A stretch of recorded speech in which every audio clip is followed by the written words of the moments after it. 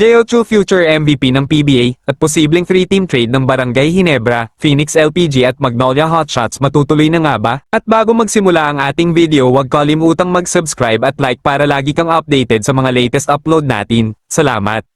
Matapos ang dalawang laro ng Terra Firma Jeep, nakita na natin na hindi na basta-basta ngayon ang Terra Firma Jeep dahil tinalo nito ang Titan Ultra sa kanilang opening game at ang powerhouse na Converge Fiber Xers, at ang isa sa mga susi sa dalawang panalo na yun ay ang kanilang current number 1 overall pick na si Jo2.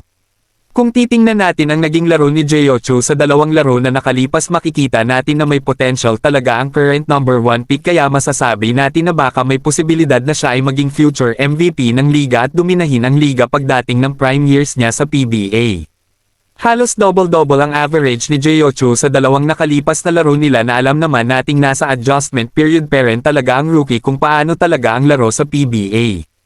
At tingin din natin na konting improvement pa ang gawin ni Jo2 ay madami talagang papahirapan ang 6'10" big man na ito sa PBA, kaya nasabi at masasabi nating baka siya na ang next Junmar Fajardo ng liga sa mga susunod na taon. Kung kayo ang tatanungin mga ka-Lloyd Sports Zone, sa tingin nyo may chance ba na maging future MVP ng PBA si Jo2, comment na. Sa kabilang balita, hindi matapos-tapos ang usapan tungkol kay Ian Sangalang ng Magnolia Hotshots, kaya may mga naglalabasan na namang balita na magkakaroon ng 3-teams trade ang Barangay Ginebra, Phoenix LPG at Magnolia Hotshots sa posibleng paglipat ni Ian Sangalang sa Phoenix LPG, at makukuha naman ng Barangay Ginebra San Miguel ang rising star na si Kay Balungay, at mapupunta naman sa Magnolia Hotshots si Troy Rosario para mangyari ang 3-teams trade. Inaasahan din na mahaba-haba ang magiging diskusyon sa trade na ito dahil mabigat-bigat ang mga pangalan na kasama dito.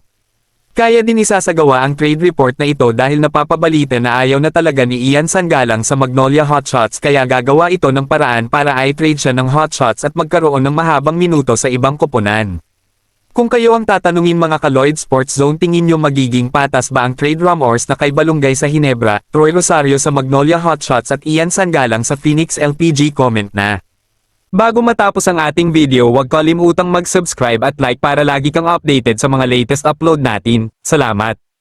Shoutout nga pala sa 8,220 nating subscribers. Maraming salamat sa patuloy na pagtangkilik sa ating mga videos.